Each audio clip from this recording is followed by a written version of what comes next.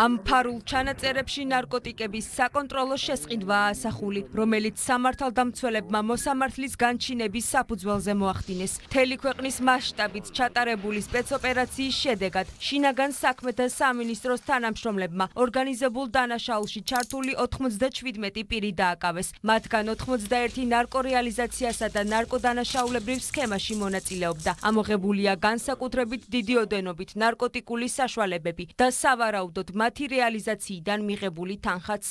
ნარკოტიკული საშუალებების გასაღებისთვის დაკავებული პირები მოქალაქეებზე ნარკოტიკების რეალიზაციას სხვადასხვა გზებითა და მეთოდით ახდენდნენ. მათ შორის იყენებდნენ როგორც ინტერნეტ აპლიკაციებს, ასევე ეგრეთ წოდებული ხელიდან ხელში გადაცემის მეთოდსა და ნარკოტიკების კონკრეტულ ადგილებში განთავსების ხერხებს.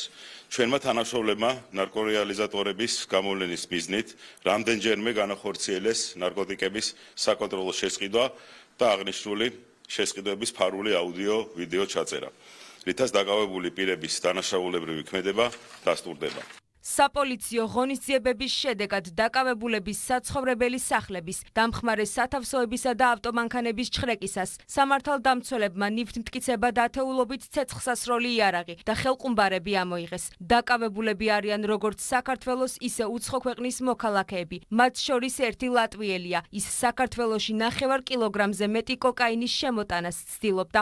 დაკავებულთა შორისაა ლატვიის მოქალაქეც, რომელიც ოპერატიული ინფორმაციის საფუძველზე თბილისის საერთაშორისო აეროპორტში დავაკავეთ. ის საქართველოში განსაკუთრებით დიდი ოდენობით 9 კილოგრამზე მეტი კოკაინის შემოტანას ცდილობდა. კიდევ ერთხელ კატეგორიულად ვაფრთხილებთ ყველა პოტენციურ დამნაშავეს.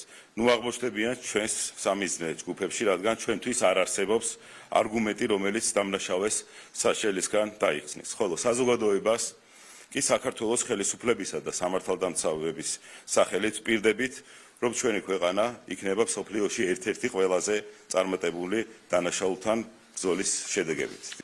სამართალდამცველებმა ამ სახლში ნარკოლაბორატორია აღმოაჩინეს. ირკვევა, რომ ირანის 2 მოქალაქე ნარკოტიკებს საცხოვრებელ ბინაში კუსტარულად ამზადებდა. პოლიციამ ნივთმტკიცებად 9 კილოგრამამდე მეტამფეტამინი ამოიღო.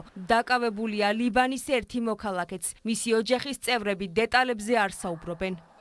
დაკავებულთა უმრავლესობა დუმილის უფლებას იყენებს. ადვოკატთა ნაწილი კი საქმის დეტალებზე ჯერ არ საუბრობს. არ მინდა კომენტარის გაკეთება. ვერაფერს ვერ გეტყვით, ვის ვიცავ და რატო ვიცავ. ამ ეტაპზე დუმილის უფლებით სარგებლობს დაკავებული. შესაბამისად კომენტარს ვერ გავაკეთებ ამ საკითხთან დაკავშირებით. შევხვდი მხოლოდ ის შემიძლია დუმილის უფლებას იყენებს და ხამის ინტერესებიდან გამომდინარე მე კომენტარს ვერ გავაკეთებ. ორგანიზებულ დანაშაულთან ბრძოლა, რომ სახელმწიფოსთვის ერთ-ერთი მთავარი პრიორიტეტია, ეს დღეს მთავრობის მეთაურმაც დაადასტურა და წარმატებულად ჩატარებული საპოლიციო ღონისძიებების გამო შინაგან საქმეთა ministrს მადლობა საპარლამენტო ტრიბუნიდან გადაუხადა. ნარკოტიკული დანაშაული არის ნამდვილი სენი, რომელიც პრობლემაა რა თქმა უნდა ქვეყნისთვის და ის შედეგები, რომლებიც გვაქვს ჩვენ გასული თვეების განმავლობაში, ნამდვილად გვაძლევს ოპტიმიზმის საფუძველს, რომ გვექნება ხელსისახები ცვლილებები, დადებით ცვლილებები ამ მიმართულებით. კიდევ ერთხელ მადლობა შინაგან საქმეთა მინისტრს გაწეული საქმიანობისთვის. სისხლის სამართლის საქმეებზე გამოძიება გრძელდება. ბრალის დამტკიცების შემთხვევაში დაკავებულებს 20 წლამდე ან უვადო თავისუფლების აღკვეთა ემუქრებათ.